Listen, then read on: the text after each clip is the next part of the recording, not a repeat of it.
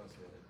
Y el superior, esto que está acá arriba, comunica el mesencéfalo con el cerebelo. Entonces todos los núcleos que están en el cerebelo, que van al mesencéfalo hacia el cerebro, pasan por el pedúnculo cerebeloso superior. El núcleo rojo, por ejemplo, han hablado del núcleo rojo.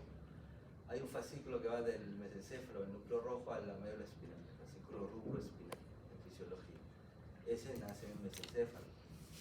Acá hemos visto el núcleo rojo. ¿Nace dónde? En el mesencéfalo. Ese fascículo controla la postura también. Entonces, pero para controlar la postura no solo participan los núcleos que están en el tronco cefálico, a través de los fascículos rubroespinal, vestíbulo espinal, retículo espinal o tectoespinal, también participa el cerebelo, porque tú cuando vas a probar este oficio, te das tus chelitas, te da mareo, te quieres caer. Entonces el equilibrio también controla otra estructura del cerebro, que es el cerebelo. Entonces el cerebelo participa junto al tronco para el control del equilibrio, a través de fascículos que conectan el cerebelo con el tronco cefálico. En fisiología incluso hay un gráfico donde está el cerebelo y el tronco, hay unas fibras que van desde el cerebelo hacia el tronco. A ver, entonces vamos a seguir. Esta zona de acá es, ¿qué cosa? La fosa romboidea o cuarto ventrículo. Eso vamos a verlo ahora. Vamos a seguir acá. En la cara posterior del bulbo aquí tenemos una eminencias, estas dos que están acá. Mediales, ¿cómo se llaman? Tubérculos gráciles. Y más lateral del tubérculo uniforme. ¿Para qué sirven estos? Estos son sinapsis, es la segunda neurona de la vía dorsal lemniscal. Recuerda que la vía dorsal lemniscal lleva la información tacto epicrítico o fino, vibración o parestesia y propiocepción consciente. Todo eso va por el cordón posterior de la médula espinal. La primera neurona de esa vía está en el ganglio de la raíz dorsal.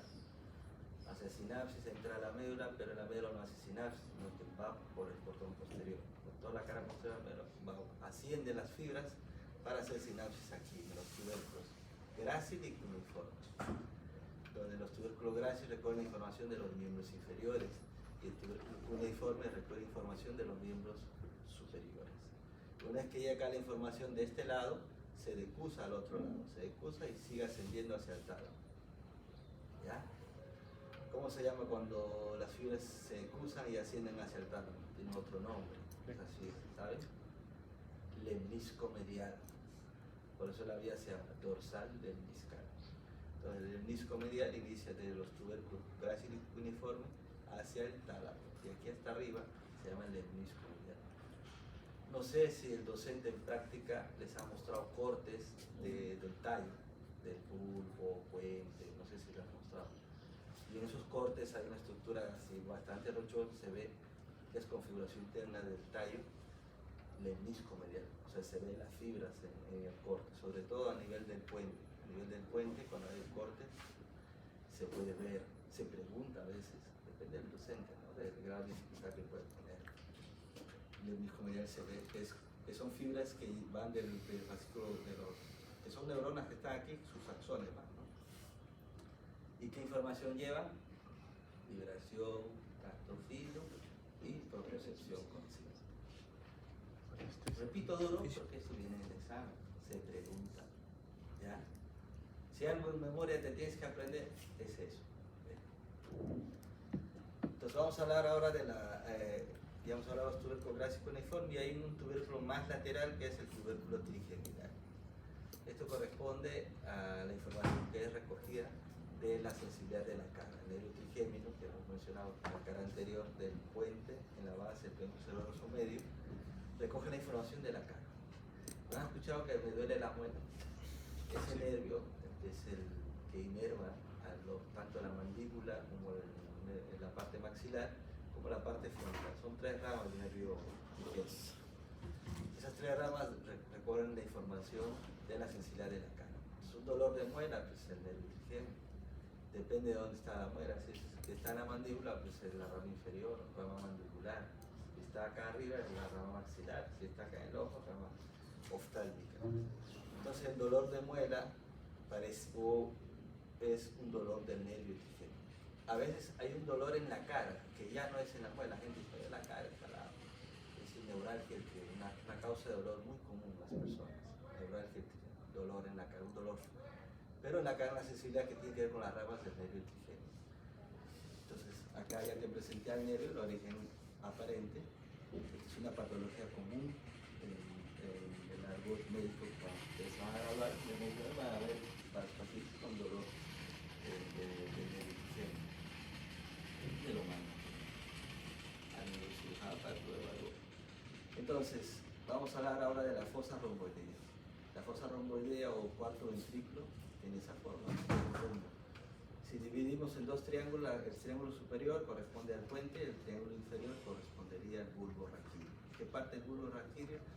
La parte superior del bulbo, debido a que la parte inferior están otras estructuras. Entonces, en este triángulo, donde si echamos el triángulo, esto sería la base, o sea, sería el piso, y en la parte superior, en este caso por detrás, está el cerebelo está por detrás, y acá el puente y el bulbo está así. Entonces, si echamos, parece una tienda, pues una tienda, donde el cerebelo le hace la carpita, y el piso sería eso.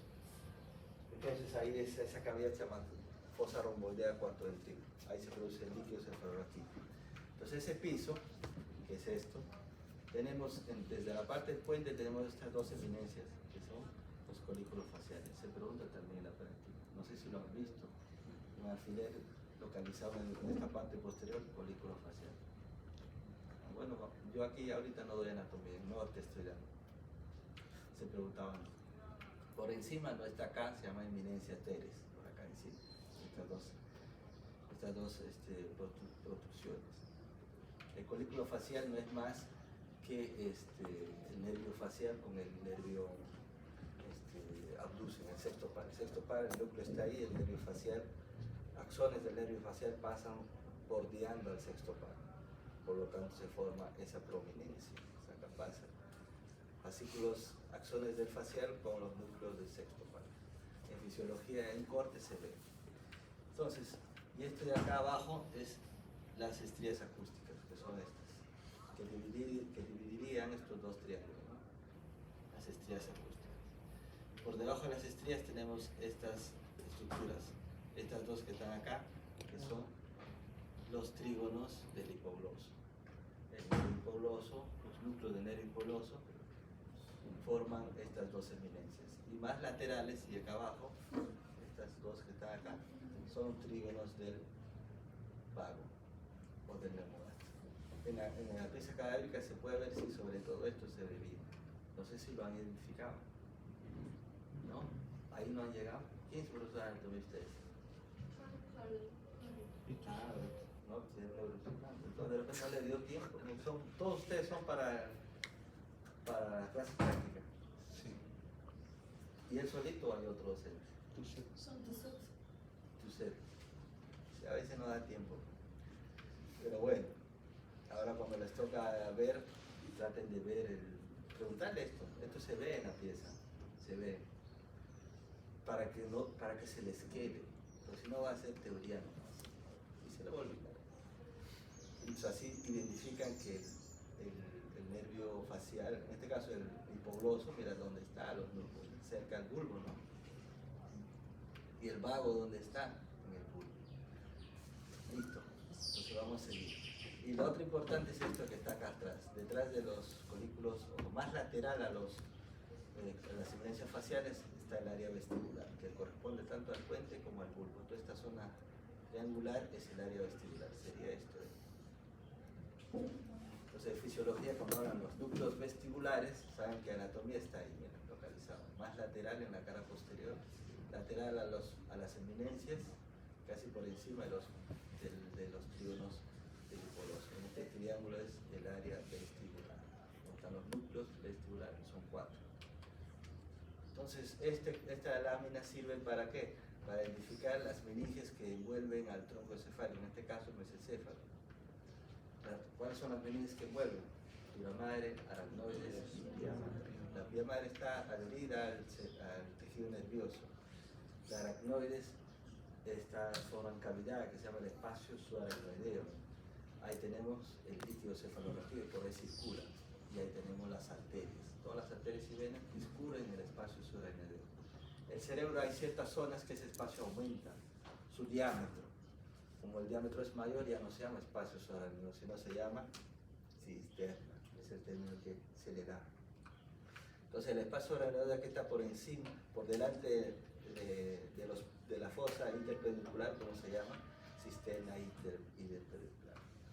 El espacio subaracnoideo o cisterna que está por delante de los pedúnculos, cisterna peduncular.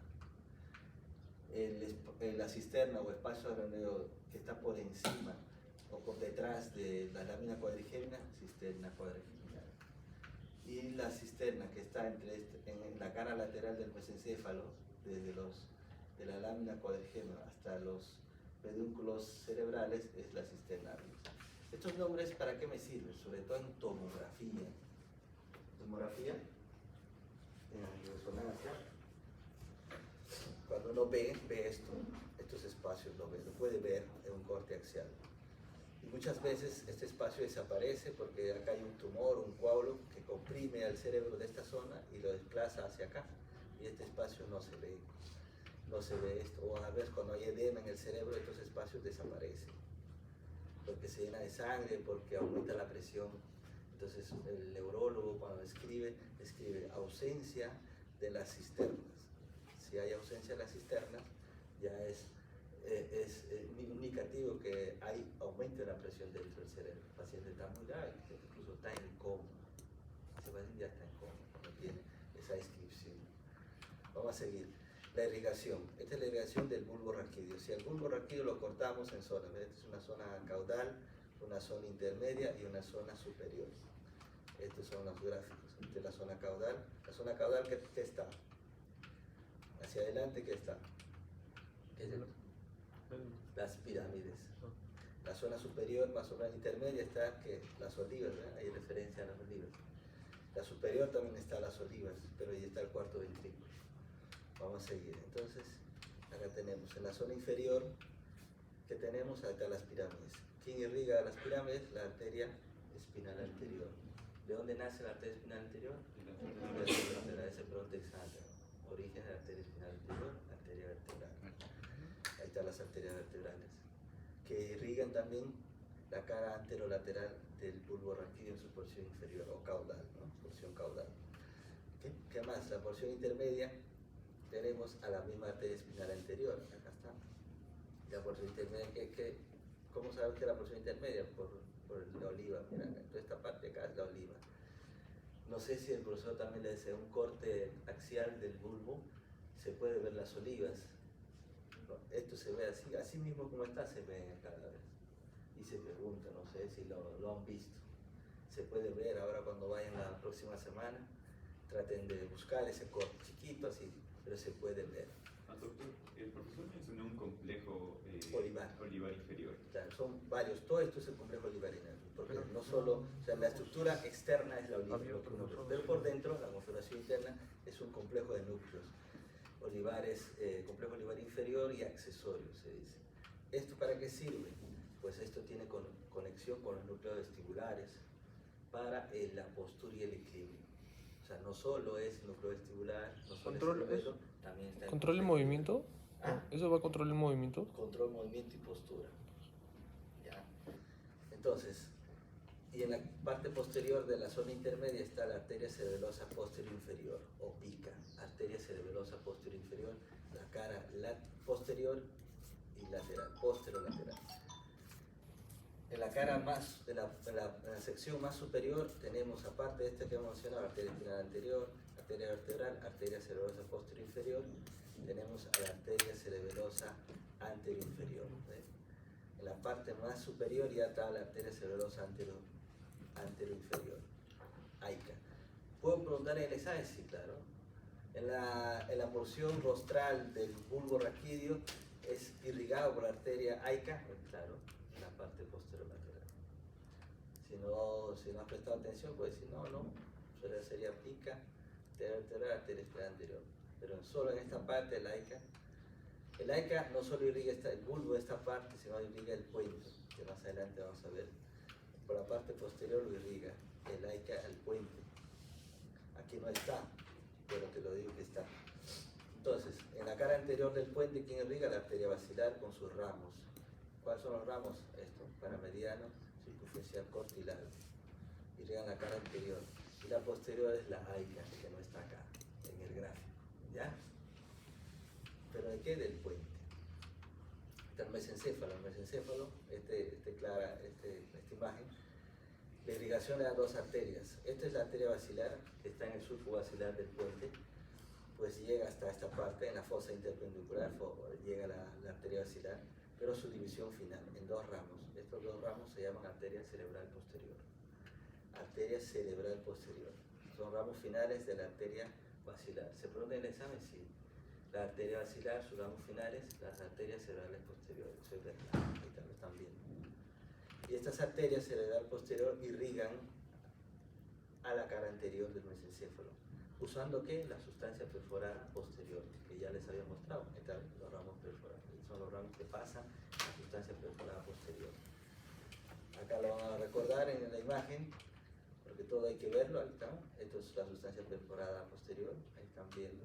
Por ahí, o sea, quiere decir que la arteria basilar con su ramo final estaría acá, pues, acá adelante. ¿Ya? Entonces, ahí tenemos esta imagen. ¿Qué otra arteria irriga el mesencéfalo? Esto, la arteria cerebelosa superior. La arteria cerebelosa superior irriga el mesencéfalo, pero en su cara posterior, sobre todo la lámina cuadrigémina. ¿Ya? ¿Qué otra arteria irriga el mesencéfalo? Esta arteria acá. Esta. ¿Qué es esta arteria? Esta. Es esta misma. La arteria cuadrigeminal, que es un ramo de ¿quién? De la cerebral posterior. La arteria cuadrigeminal, que es un ramo de la cerebral posterior. Listo. Entonces, eso sería, esto hay que saber, síndrome de Weber y el síndrome de Miller-Buber. ¿Qué es eso? Pues esto es un corte del mesencéfalo, lo estamos viendo. ¿Qué tenemos en la configuración interna del mesencéfalo? Cosa que no le hemos dado. No hemos hablado de configuración interna, hemos hablado de configuración externa nomás, cara anterior, cara posterior. Pero en la configuración interna hay estructuras que yo les había adelantado ya. Que hay está el pie peduncular, si el alfiler está acá, usted dice pie peduncular. Pero ese pie peduncular, ¿qué cosa es desde el punto de vista fisiológico? El haz piramidal, la vía pórtico-espinal. ¿Ya? Tenemos el tegmento. ¿Qué está dentro del tegmento? El núcleo rojo. ¿Qué nace de ahí? El fascículo rubroespinal, que va a la médula espinal, para la postura. Y tenemos núcleos del tercer par. El tercer par, mira acá tenemos el tercer par. Los núcleos motor somático y motor visceral nacen a nivel del mesencéfalo. ¿Qué parte? El mesencéfalo sabemos que en la cara anterior están los pedúnculos. En la cara posterior, ¿qué está? El techo. Los tubérculos cuadrigémenos. El techo. Entonces, si yo hago un corte a nivel de los colículos superiores, de un corte así, voy a ver los núcleos del tercer par. Si hago un corte a nivel de los colículos inferiores, voy a ver el núcleo del cuarto par. Ahí está el cuarto par. Entonces eso tiene que quedar claro. Un corte a nivel de los colículos inferiores, están los núcleos del cuarto par. Un corte a nivel de los colículos superiores, el núcleo del tercer par. Por eso acá en el gráfico está a nivel de los colículos superiores y que está el tercer par. Entonces, en síndrome de Weber es cuando hay una lesión de que la arteria espinal anterior puede romper. Esos ramos perforantes que ustedes están viendo acá,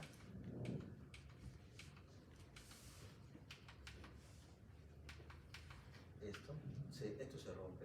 Puede haber un aneurisma, alguna lesión acá, se rompe. Incluso puede haber una hemorragia, porque a un familiar de ustedes que sepan que es hipertenso, hay un riesgo que él puede tener, le sube la presión. Y las principales ramas de romper son las más pequeñas, estos ramos perforantes. Hay un sangrado. Entonces, si eso ocurre, se corta la irrigación de la cara anterior, en este caso el pedúnculo, el pie peduncular. Entonces el haz piramidal normalmente en fisiología nace en la corteza y termina en la médula espinal. Pero antes que termine en la médula espinal, él se decusa, va al sentido contrario. Las filas del lado derecho van al lado izquierdo. ¿A qué nivel se decusa? A nivel del bulbo raquídeo. ¿Debajo de qué? De las pirámides. Debajo de las pirámides hay una zona que se llama decusación piramidal, que en la pieza lo tienen que ver. ¿Ya? Entonces eso quiere decir que la corteza del lado derecho da inervación motora al brazo, la pierna del lado izquierdo. Entonces, si hay cese de la fibra de este lado, va a haber una hemiplegia del lado izquierdo. Como el nervio, el tercer par, la fibra sale por ahí, lógicamente se va a afectar el nervio de ese lado. Por eso hay ptosis palpebral. El tercer par no solo irriga los movimientos oculares, también irriga el elevador del párpado. Por eso en el paciente tú puedes ver ptosis palpebral derecha y hemiplegia contralateral. En este síndrome hay hemiplegia del otro lado y alteración del nervio facial, porque a nivel del puente existe la salida del nervio facial. ¿Ya? Entonces, hemiplegia derecha, hemiplegia izquierda y parálisis facial derecha. ¿Listo? Hasta acá la clase.